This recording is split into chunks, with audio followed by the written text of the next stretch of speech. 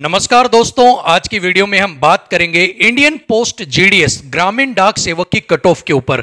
भारतीय डाक में ग्रामीण डाक सेवक की 38,926 बम्पर वैकेंसी निकली है। क्वालिफिकेशन सिर्फ 10th पास होना जरूरी है, ना कोई एग्जाम लिया जाएगा, ना कोई इंटरव्यू कंडक्ट करवाया जाएगा। 10th में जितने प्रेजेंट आपके आए हैं उसी के बेस पर कट ऑफ निकलेगी और उसी के बेस के ऊपर ही आपका सिलेक्शन करवा दिया जाएगा।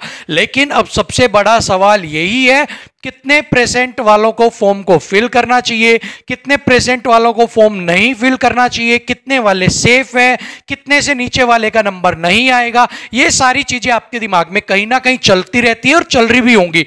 ऐसे में रही सही कसर पूरी कर देते हैं कुछ ऐसे लोग जो आपको कमेंट बॉक्स के अंदर या कहीं भी आपको मिल जाएंगे, जो आपको बताएंगे पिछली बार मेरा 95 पे नहीं हुआ, पिछली बार मेरा 94 पे नहीं हुआ। और इन सब को सुनकर आपको भी कहीं ना कहीं लगता होगा, यार मेरे तो 85 है, जब 95 वाले का नहीं हुआ तो मेरा 85 वाले का तो होने का मतलब ही नहीं है, तो छोड़ो हम इस फॉर्म को फिल नहीं करते। तो एक बात आप सोच के देखिएगा, अगर सभी लोग ऐसे ही सोचने लग गए कि 95 वाले का नहीं हुआ और मेरा भी नहीं होगा क्योंकि मेरे 86-87% है, तो फॉर्म को फिल कौन करेगा? 38,926 भर्तियां कौन के लिए, वैकेंसी के लिए अप्लाई कौन करेगा? जिसके 99% है, जिसके 100% है, जिनके जो बिल्कुल ही 99, 98, 97 वाले जो बैठे सिर्फ वही 100 वाले वही फिल करेंगे? ऐसा नहीं है। देखिए अब क्या होता है कि जब इस तरह से कोई बम्पर वैकेंसी आती है ना, 38,926 कोई कम पद नहीं है, ठीक है। और सभी को पता है इसके अंदर एग्जाम नहीं है, इसके अंदर इंटरव्यू नहीं है, डायरेक्ट आपकी रिक्रूटमेंट की जाएगी। पोस्ट अच्छी है, वर्किंग आवर्स कम है, सरकारी नौकरी है, सैलरी आगे धीरे धीरे काफी आगे बढ़ जाएगी, 25-30 तक आप पहुंच जाओगे। ऐसे में लोगों को क्या लगता है कि भाई जितनी भीड़ कम की जाए ना उतनी भीड़ कम कर दो। अब आप उसको कैसे तोड़ोगे? मनोबल को तोड़ना, कहते हैं ना किसी को युद्ध में हराना है तो उससे पहले उसका मनोबल तोड़ दो। तो आपका मनोबल तो यही टूट गया कि भाई 95 वाले का नहीं हुआ तो मेरा नहीं होगा, तो आप अपनी लिस्ट से हट गए। और जितने लोग इस लिस्ट से हटते जाएंगे तो जिनके भी मार्क्स 88, 89, 90, 92 वाले हैं उनके चांसेस ज्यादा यहां पर बढ़ते जाएंगे, ठीक है ना।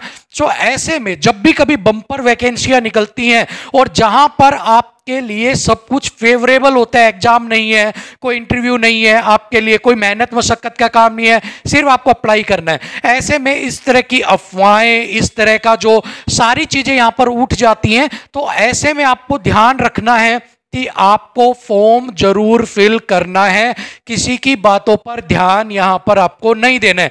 पद 38,900 तकरीबन आप मानकर चलो, हम लमसम लगाते हैं 40,000 हम मान लेते हैं ऊपर नीचे करके, ठीक है। 40,000 पद यहां पर आपके हम टोटल ओवरऑल मान लेते हैं कि 40,000 पद आपके पास हैं। तो ऐसे में अब आप देखो कितने बच्चे अप्लाई करेंगे, कितने बच्चे तो ये सुनकर बाहर हो जाएंगे। वो कहते हैं ना, मेहनत से ही तेरी इस दुनिया में पहचान होती है, पंखों से कुछ नहीं होता, हौसलों में उड़ान होती है, ठीक है ना। तो आपकी उड़ान हौसलों में होनी चाहिए, ठीक है। आपको यह नहीं सोचना चाहिए कि भाई मेरा सिलेक्शन तो होगा ही नहीं, मैं पहले ही हार मान लूं क्योंकि 95 का नहीं हो रहा।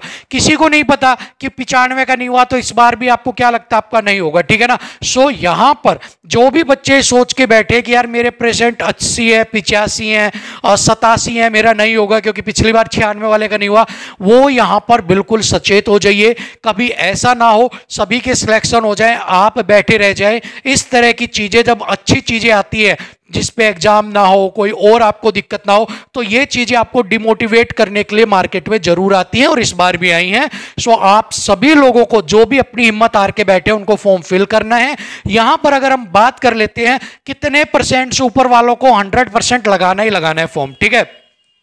तो यहां पर जिसके भी 75 या 77 से ऊपर नंबर है, 75 से ऊपर या 77 से परसेंट से ऊपर जिसके भी आपके प्रेजेंट में नंबर हैं, उनको फॉर्म 110% लगाना ही लगाना है, ठीक है। यहां पर बहुत सारे बच्चे ऐसे हैं जो आप सोच के बैठे हो कि इतने आएंगे, लेकिन जरूरी नहीं है कि हर 10th पास उसके लिए आपके लिए अप्लाई करे। मेरे पास मान लो मैं 10th पास हूं बट मेरी कोई इसके अंदर रुचि नहीं है कि मुझे जीडीएस में जाना है, मैं क्यों फॉर्म फिल करूंगा? सो बहुत सारे ऐसे बच्चे हैं जिन्होंने सब कुछ है लेकिन वो चाहते ही नहीं कि आप इस लाइन में जाएं, तो इस तरह से भी छटनी हो जाती है। बहुत सारे बच्चे ऐसे होंगे जिनके 70 से कम है, वो भी छट जाएंगे लेकिन 10th तो है। बहुत सारे बच्चे ऐसे हैं जो 75 के आसपास है लेकिन वो भी भी फिल नहीं करेंगे।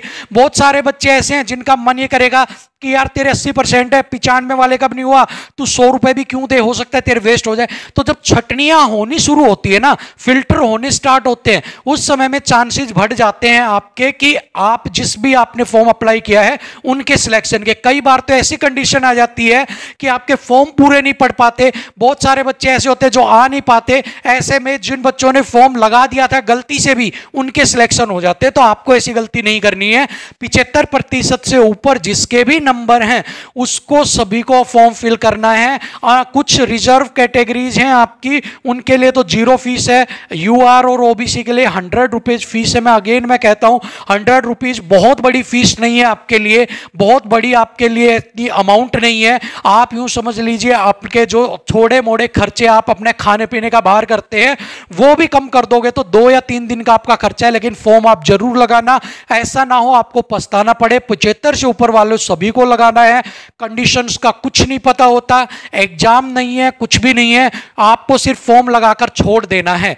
ठीक है, आपका अगर वहां पर कंडीशंस क्या बनेंगी आगे क्या नहीं बनेंगी बात की बात है, बट ये अफसोस नहीं होना चाहिए कि काश मैं फॉर्म लगा देता तो मेरा सिलेक्शन भी हो जाता। ठीक है, सो 75 से ऊपर वाले तो सभी को लगाना है। 75 से जो नीचे है भाई वो उनकी मर्जी है, लगा सकते हैं, बट चांसेज उनके बहुत कम है सिलेक्शन के। ठीक है, सो 75 से ऊपर सभी को लगाना है। बेधड़क लगाओ, बिल्कुल जोश से लगाओ, किसी की बातें मत सुनो। 95 का हुआ, 96 का नहीं हुआ, 97 का नहीं हुआ, नहीं हुआ।